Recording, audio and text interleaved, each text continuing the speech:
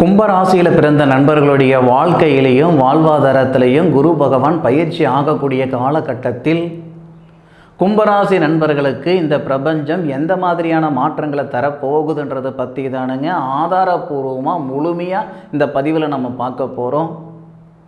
குரு பகவான் மே மாதம் 1ஆம் தேதி சித்திரை மாதத்துக்கு 18ஆம் தேதி புதன்கிழமை மேச ராசியில் கார்த்திகை நட்சத்திரம் முதல் பாதத்தில் இருந்தவர் கார்த்திகை நட்சத்திரம் 2வது பாதத்துக்கு ரிஷப ராசிக்கு போகக்கூடிய ஒரு தருணம். அந்த தருணத்தில் கும்பராசி நண்பர்களுக்கு சாதகமான பலன்களை கொடுக்க போகிறாரா குரு பகவான் அல்லது பாதகமான பலன்களை கொடுக்க போகிறாரா குரு பகவான்றது பற்றி தான் துல்லியமாக பார்க்க போகிறோம் இந்த பதிவில். அதுக்கு முன்னாடி சாரம் இல்லைன்னா சாஸ்திரம் இல்லை. ஜாதகத்தில் நம்ம பலன் சொல்லணும், கோச்சாரத்தில் நம்ம பலன்கள் சொல்லணும் அப்படின்னா ஒரு கிரகம் எந்த இடத்துல இருக்குன்றதை விட யாருடைய சாரத்தில் இருக்கோ அந்த சாரநாதனுடைய அமைப்பை கொண்டு தான் அந்த பலன்கள் வரும். 9ல் குரு வந்துடுச்சு, ஓடிப்போயாவது கல்யாணம் பண்ணிக்குவாங்க அப்படின்னு சொன்ன காலமெல்லாம் வேற. 9ல் குரு வந்து கல்யாணம் நடக்காமல் இருக்கிறவங்களையும் நம்ம பார்த்துருக்கோம். 6வது பாவகத்தில் குரு வந்து கல்யாணம் நடந்தவங்களையும் நம்ம பார்த்துருக்கோம். அப்போது ஒரு பாவகத்தில் ஒரு கிரகம் இருக்கிறது முக்கியம் இல்லை, அவர் பலமாக இருக்கிறாரா பலவீனமாக இருக்கிறாரா. பலம்னா என்ன, பலவீனம்னா என்ன? பலமாக இருக்கிறாருன்னா சாதகாதிபதியோடைய நட்சத்திரத்தில் இருக்கணும், பலமாக இருந்தால். இல்லை பலவீனமாக இருக்குதுன்னா பாதகாதிபதி நட்சத்திரத்தில் அந்த கிரகம் இருக்கணும். அந்த மாதிரி குரு பகவான் கும்பராசிக்கு 4வது பாவகத்தில் வராரு. சுக்கிர பகவானுடைய ஆதிக்கம், அதாவது அசுரகுருன்னு சொல்லக்கூடிய சுக்கிர பகவானுடைய ஆதிக்கத்தில் தேவகுருன்னு சொல்லக்கூடிய குரு பகவான் வந்து பகையாகிறாரு. கும்பராசி நண்பர்களுக்கு குரு பகவான் 2வது பாவகத்துக்கு தனஸ்தானத்துக்கு அதிபதி, குடும்பஸ்தானத்துக்கு அதிபதி, படிப்பு ஸ்தானத்துக்கு அதிபதி, உடலஸ்தானத்துக்கு அதிபதி குரு தான். அதுபோக 11வது பாவகம் லாபஸ்தானத்துக்கு அதிபதி குரு. அப்போ தனத்துக்கும் லாபத்துக்கும் அதிபதியான குரு பகை ஆகிறாரேன்றதுனால சங்கடப்படாதீங்க. குரு இருக்கிற இடம் அப்புறம் அவர் யாருடைய சாரத்தில் இருக்கிறாரோ அந்த சாரத்துக்கு தகுந்த மாதிரி தான் பலன்கள் கொடுக்கும். நீங்கள் உணர்கிற மாதிரி, நீங்கள் புரிஞ்சுக்கிற மாதிரி இன்னொரு விளக்கம் சொல்கிறேனுங்க. நமக்கு சுக்கிர திசை நடக்குதுன்னு வச்சுக்கோங்க, 20 வருஷம். 20 வருஷத்துக்கு ஒரே பலன்கள் வரப்போகிறதில்லை. சுக்கிர திசையில் 9 புத்திகள் வரும். அந்த 9 புத்திகள் ஒவ்வொரு புத்தியிலையும் ஒவ்வொரு மாதிரியான பலன்கள் கொடுக்கும். இது ஷார்ட்டாக நீங்கள் புரிஞ்சுக்கிற மாதிரி சொல்கிறேன். அந்த மாதிரி ஒரு கட்டத்தில் ஒரு கிரகம் இருக்குதுன்னா அந்த கிரகம் 3 நட்சத்திரத்தில் அவர் பயணிப்பார். அவர் பயணிக்கணும்னா 3 நட்சத்திரத்தில் அவர் ஏறணும். இப்போ குரு பகவான் வந்து 30 டிகிரியிலிருந்து 60 டிகிரி வரைக்கும் கடக்கக்கூடிய தூரம் தான் அந்த ரிஷபராசி. 360 டிகிரியில் 30 டிகிரியிலிருந்து 60 டிகிரி வரைக்கும். அப்போது 30 டிகிரியிலிருந்து 40 டிகிரி வரைக்கும் அவர் வரக்கூடிய தருணம் யாரால் வரணும்னா சூரிய பகவானுடைய நட்சத்திரத்தில் ஏறி தான் அவர் வந்தாகணும். அவர் தலையெழுத்து அதுதான். அப்போது கார்த்திகை நட்சத்திரம் 2வது பாதம், 3வது பாதம், 4வது பாதம், இந்த 3 பாதத்தை அவர் கடக்கிறதுக்கு அவர் எடுத்துக்கக்கூடிய நாட்கள் 4 மாதம் 13 நாள். அந்த 4 மாதம் 13 நாள் தான் 30 டிகிரியிலேருந்து 40 டிகிரிக்கு வராரு குரு. அப்போது கும்பராசிக்கு 7வது பாவகத்துக்கு அதிபதி திருமண ஸ்தானாதிபதின்னு சொல்லக்கூடிய கிரகம் தான் சூரியன். கும்பராசிக்கு மட்டும்தான் திருமண ஸ்தானாதிபதி சூரியன். அப்போ திருமண ஸ்தானாதிபதி நட்சத்திரத்தில் ஏறின குடும்பஸ்தானாதிபதி திருமண காரகனுடைய வீட்டில் இருக்கிறார். திருமண காரகன் சுக்கிரன் ஆச்சா. அப்போது தீராத திருமண தடைகள் இந்த தருணத்தில் தீரும். கும்பராசியில் 7.5 சனி, சனி பகவான் உங்கள் ராசியிலே இருக்கிறாரு. 7.5 சனியால் வாழ்ந்தவங்களும் இருக்கிறாங்க, 7.5 சனியால் கெட்டவங்களும் இருக்கிறாங்க. சனி பகவான் உங்கள் ராசிக்கு வந்ததுக்கப்புறம் உருப்பட்டவங்களும் இருக்கிறாங்க. 7.5 சனி உங்கள் ராசிக்கு வந்ததுக்கப்புறம் உருப்படாதவங்களும் இருக்கிறாங்க. கும்பராசி நண்பர்கள் அப்படி இருக்காங்க, இப்படி இருக்காங்க. ஆனால் இந்த தருணத்தில் உங்களுடைய ராசிநாதன் உங்களுடைய ராசியிலே இருந்து உங்களுடைய ராசிக்கு 3வது பாவகத்தில் இருந்த குருவை பார்த்துட்டு இருந்தார் இதுக்கு முன்னாடி. இப்போ குரு மாறிட்டார். அப்போது குரு பகவான் சூரிய பகவானுடைய நட்சத்திரத்தில் இருந்து உங்களுடைய ராசிக்கு 8வது பாவகத்தையும் 10வது பாவகத்தையும் 12வது பாவகத்தையும் பார்ப்பார். இது விதி, குரு பகவானுடைய பார்வை. இந்த தருணத்தில் 100% திருமண தடைகள் நீங்கும். 7.5 சனியால் நமக்கு திருமணம் தடைகள் ஏற்பட்டு இருந்த நண்பர்களை கூட இந்த குரு பகவான் திருமண ஸ்தானாதிபதி சாரத்தில் ஏறும் பொழுது 100% அந்த திருமண தடைகள் நீங்கும். இது உறுதி, இதில் மாற்று கருத்து இல்லை. சார் திருமண தடை நீங்கன்னு சொல்லிவிட்டீங்க, ரொம்ப சந்தோஷம் சார். எனக்கு திருமணம் நடந்தது ஊரறிய உலகறிய, அம்மை மிதித்து அருந்ததி பார்த்து பரிசம் போட்டு பந்தலை போட்டு கல்யாணம் பண்ணேன். ஆசை 30 நாள் மோகம் 60 நாள்னு சொன்ன பழமொழி யாருக்கு பொருந்திச்சோ இல்லையோ எனக்கு பொருந்திடுச்சிங்க. நான் அப்படி தானங்க வாழ்ந்தேன். 3 மாதத்தில் விவாகரத்து ஆகிடுச்சு சார். எனக்கு மறுமணம் நடக்குமா? நான் வாழ்கிறதுக்கு ஆசைப்பட்றேன். என்னை மனம் முடிஞ்சவங்க, என்னை கல்யாணம் பண்ணிக்கிட்டவங்க, அவங்க என்னோட வாழ்கிறதுக்கு விருப்பம் இல்லாமல் விலகிட்டாங்க. அவங்க வாழ்க்கை மட்டும் பாதிக்கப்படலை, என்னுடைய வாழ்க்கையும் சேர்ந்து பாதிக்கப்பட்டுடுச்சு. நான் என்ன சார் பாவம் பண்ணேன் அப்படின்ற மன அழுத்தத்தில் இருக்கக்கூடிய கும்பராசி நண்பர்களுக்கு இந்த நேரத்தில் அற்புதமான வாழ்க்கை அமையும். சத்தியமாக சொல்கிறேன், இந்த வாழ்க்கை அமைகிறதுக்காக தான் கடவுள் அந்த வாழ்க்கை நம்மக்கிட்ட இருந்து பறிச்சாரா அப்படின்னு நீங்கள் சந்தோஷப்படுற அளவுக்கு அற்புதமான வாழ்க்கை இந்த தருணத்தில் அமையப்போகுது.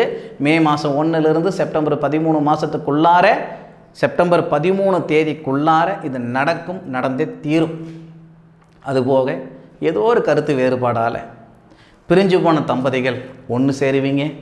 ஏதோ ஒரு நேரத்தால் பிரிஞ்சு போன காதலர்கள் இந்த தருணத்தில் ஒன்று சேருவீங்க. ஒரு மனுஷன் நான் எம்புட்டு சம்பாதிச்சாலும், நான் லட்சமாக சம்பாதிக்கிறேனுங்க, ஆயிரக்கணக்கில் சம்பாதிக்கிறேனுங்க, ஆனால் கணவன் மனைவிக்குள்ளார நிம்மதி சந்தோஷம் இல்லையே அப்படின்னு ஒரு வார்த்தை சொன்னால் அவர் வாழ்கிற வாழ்க்கைக்கே அர்த்தம் இல்லை. கும்பராசி நண்பர்களுக்கு மன வாழ்க்கையில் நிம்மதி சந்தோஷம் வரக்கூடிய தருணம் இந்த தருணம் மாதிரி மீண்டும் ஒரு தருணம் வராது. அற்புதமான தருணம், அருமையான தருணம், அற்புதமான நேர காலங்கள் கும்பராசி நண்பர்களுக்கு மே 1 செப்டம்பர் 13 தேதி வரை. அப்போது அந்த செப்டம்பர் 13 வரைக்கும் தான் சூரிய பகவானுடைய நட்சத்திரத்தில் குரு பகவான் வராரு. அந்த செப்டம்பர் 13க்கு மேலே சந்திர பகவானுடைய நட்சத்திரத்தில் தான் குரு பகவான் வருவார். சந்திரன் குரு சந்திர யோகமாக வரட்டும். ஆனால் சந்திரன் அப்படின்றவர் கும்பராசி நண்பர்களுக்கு 6க்குடையவர். 6வது பாவகத்துக்கு அதிபதி நம்ம என்ன சொல்லுவோம்? ருணர் ரோக சத்துருஸ்தானாதிபதினு சொல்லுவோம். இந்த நேரத்தில் முன்னுக்கூட்டியே நமக்கு கணவன் மனைவிக்குள்ளே இருக்கிற சங்கடங்கள் சரியாயிடும். ஆனால் இந்த செப்டம்பர் 13லிருந்து 2025 ஜனவரி வரைக்கும் இதில் ஒரு 5 மாதம் இருக்குதுங்க. இந்த 5 மாத காலம் நமக்கு எப்படி இருக்கும்? 4.5 மாதம்தான், 5 மாதம் இல்லை, 4.5 மாத கணக்கு. இந்த காலகட்டம் எப்படி இருக்கும்னா, நம்ம மேலே விரோதம் அதிகமாக வரும். நம்ம அலுவலகத்தில் வேலை செய்கிறவங்களோ, நமக்கு மேலதிகாரிகளோ, இல்லை நம்ம வீட்டை சுற்றி உள்ளவங்களோ ஒரு சில விரோதம் அதிகமாக ஏற்படும். வாங்காத பணத்துக்கு வட்டி கட்டுற மாதிரி, செய்யாத தப்புக்கு தண்டனை அனுபவிக்கிற மாதிரி சூழ்நிலைகள் வந்துடும். இந்த இடத்துல நினைப்பீங்க, சார் ஏற்கனவே நான் அந்த பொழப்பு தான் சார் நான் பொழைச்சிக்கிட்டு இருக்கிறேன், செய்யாத தப்புக்கு தண்டனை தான் சார் அனுபவிச்சுக்கிட்டு இருக்கிறேன், மறுபடியும் வேறு சொல்கிறீங்களா சார்? குரு பகவான் தனஸ்தானாதிபதி, லாபஸ்தானாதிபதி, 6வது பாவகத்துக்கு அதிபதி நட்சத்திரத்தை வாங்கி பகையாக இருக்கிறதுனால இந்த நேரத்தில் அதுக்கு தகுந்த மாதிரி ஒரு தன்மை கொடுத்தே தீரும். அப்போது உடல் ரீதியாக ஒரு சில நண்பர்களுக்கு தொந்தரவுகள் கொடுக்கும், தொழில் ரீதியாக ஒரு சில நண்பர்களுக்கு தொந்தரவுகள் கொடுக்கும். இந்த தருணங்களில் யாரும் சுய தொழிலெல்லாம் செஞ்சிடக்கூடாது, வீடு வாசல் வாங்கலாம் அப்படின்ற எண்ணமெல்லாம் வந்துடக்கூடாது. செப்டம்பர் மாதம்னா உங்களுக்கு ஆவணி மாதம் வரும்னு நினைக்கிறேன். அப்போது செப்டம்பர் 13லிருந்து 2025 வருஷம் ஜனவரி மாதம் முடிகிற வரைக்கும் என்ன இருக்குதோ அதை அப்படியே மெயின்டைன் பண்ணிக்கிட்டு வந்தால் நல்லாயிருக்கும். ஏற்கனவே செஞ்சுக்கிட்டு இருக்கிற தொழில் தப்பில்லை, செய்துட்டு வாங்க. புதுசாக தொழில் தொடங்க வேண்டாம். ஏற்கனவே செய்துக்கிட்டு இருக்கிற தொழிலையும் மிகவும் அதிகமாக முதலீடு போட வேண்டாம். வெளியூர் வெளிநாடு சம்மந்தப்பட்ட வேலைக்கு போக வேண்டாம். அடுத்தவங்க கிட்ட காசு பணம் கொடுக்க வேண்டாம். ஷேர் மார்க்கெட்டில் காசு பணம் போட வேண்டாம். லாட்ரி சீட் எதுவும் வாங்க வேண்டாம். முடிஞ்ச அளவுக்கு அப்படின்னு எதையுமே பண்ண வேணாமா சார்? நான் அப்படி சொல்லலையே. என்ன இருக்குதோ அதை அப்படியே பார்த்துக்கிட்டு வாங்கன்னு தான் நான் சொல்கிறேன். புது முயற்சிகள் அந்த நேரத்தில் வேணான்னு சொல்கிறேனே. நீங்கள் முன்னுக்கு வரலனாலும் பரவாயில்ல சாமி, பின்னுக்கு போயிடாமல் இருக்கணும் சாமி, அதுக்காக தான் சொல்கிறேன். சரி, அப்போ 2025 ஜனவரி வரைக்கும் நமக்கு நேரம் சரியில்லைன்னு சொல்லிட்டேன். பிப்ரவரி மாதம் பிறக்குது. பிப்ரவரி, மார்ச், ஏப்ரல், மே 15 அந்த தருணம் எப்படி இருக்கும்? அதுதாங்க நீங்கள் யாருன்றது மற்றவங்களுக்கு காட்டுற தருணம். ஏற்கனவே நாம் எப்படி இருந்திருக்கணும், யார் எங்கே வச்சிருந்துருக்கணும், எப்படியெல்லாம் நம்ம நடந்துக்கிட்டு இருந்திருக்கணும் அப்படின்றது இந்த பிரபஞ்சம் ஒரு 5 மாதத்துலேயே நமக்கு கற்றுக் கொடுத்துட்ருக்கோம். அந்த செப்டம்பர் 13 ஜனவரி மாதம் 2025 ஜனவரிக்குள்ளாலே ஏகப்பட்ட அனுபவம் கிடைச்சிரும் 5 மாதத்தில். இந்த அனுபவத்தெல்லாம் நீங்கள் செயல்படுத்துறதுக்கு உண்டான நேரம் மிருகசீரிச நட்சத்திரத்தில் குரு பகவான் வரும் பொழுது, குரு பகவான் மங்களகாரகன், மங்களம் செவ்வாவுடைய நட்சத்திரம் ஏறும் பொழுது. அப்போது கும்பராசி நண்பர்களுக்கு செவ்வாய் 3வது பாவகத்துக்கு அதிபதி, நமக்கு பாதகாதிபதியாக இருக்கட்டும். குரு பகவான் தான் செவ்வாவுடைய நட்சத்திரத்தில் வராரு, சனி பகவான் வரல. சனி பகவான் செவ்வாவுடைய 2 வீட்டையும் பார்க்குறாரு, மேசத்தையும் பார்க்குறாரு, நமக்கு விருச்சகத்தையும் பார்க்குறாரு. குரு பகவான் செவ்வாவுடைய நட்சத்திரம் வாங்குகிற தருணத்தில் உங்கள் ராசிநாதனான சனி பகவான் யாருடைய நட்சத்திரத்தில் இருப்பார்னா குரு பகவானுடைய நட்சத்திரம். குபேரர் பிறந்த நட்சத்திரங்க குரு பகவானுடைய நட்சத்திரம், பூரட்டாதி நட்சத்திரம். அப்போ பூரட்டாதி நட்சத்திரத்தில் இருக்கக்கூடிய சனி பகவான் 10வது பார்வையாக தொழில் ஸ்தானத்தை பார்ப்பார். குரு பகவான் லாபஸ்தானாதிபதி செவ்வாவுடைய நட்சத்திரம் வாங்கி செவ்வாவுடைய வீடான தொழில் ஸ்தானத்தை பார்க்குறாரு, விருச்சகத்தை பார்க்குறார். எப்பேற்பட்ட நேரமாக இருக்குன்னு பாருங்கள். அந்த நேரத்தில் நீங்கள் என்னென்ன செய்வீங்கன்னா, ஃபஸ்ட்டு நீங்கள் தொழிலதிபராவீங்க.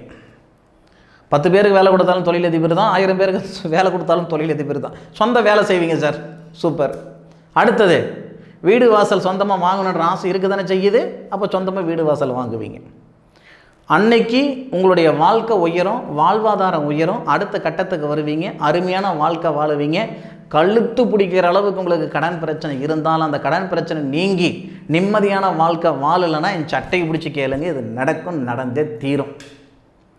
கும்பராசி நண்பர்கள் அடுத்த கட்டத்துக்கு போகிறது அந்த 2025வது வருஷத்தில் பிப்ரவரி, மார்ச், ஏப்ரல் 2025 மே 15 இந்த 3.5 மாதத்துக்குள்ளார ஒரு பெரிய பொழப்பு நீங்கள் பிழைக்க போகிறீங்க. இந்த தருணங்களில் நீங்கள் செய்யக்கூடிய செயலாக இருக்கட்டும், நீங்கள் எடுக்கக்கூடிய முடிவுகளாக இருக்கட்டும், ஒரு 20 வருஷத்துக்கு நிம்மதியாக இருக்கிற மாதிரி ஒரு அருமையான ஒரு அமைப்புகளை இந்த பிரபஞ்சம் கொடுக்க போகுது. சரியான முறையில் பயன்படுத்திக்கோங்க. காளிதாஸ் ஆஸ்ட்ரோ யூடியூப் சேனலில் நிறைய பதிவுகள் நான் செய்துக்கிட்டு இருக்கிறேனுங்க. ஏதாவது ஒரு வகையில் உங்களுக்கு பயனுள்ள பதிவாக இருக்குன்னு நான் நம்புகிறேனுங்க. இது வரைக்கும் நம்ம சேனலை சப்ஸ்கிரைபர் பண்ணலைன்னா சப்ஸ்கிரைபர் பண்ணி சப்போர்ட் பண்ணுங்கள். உங்களுடைய நண்பர்களுக்கு ஷேர் பண்ணுங்கள். உங்களுடைய சுய ஜாதகத்தை இந்த தருணங்களில் பாருங்கள். உங்களுடைய சுய ஜாதகம் சாதகமாக இருக்குதா பாதகமாக இருக்குதான்னு ஒரு முறை பாருங்கள். 100% குரு பகவானுடைய பயிற்சி காலங்கள் கும்பராசி நண்பர்கள் உயர போகிறது உண்மை, உருப்பட போகிறது உண்மை, சாதிக்க போகிறது உண்மை, சம்பாதிக்கிறது உண்மை. அதில் எந்த மாற்று கருத்தும் கிடையாது.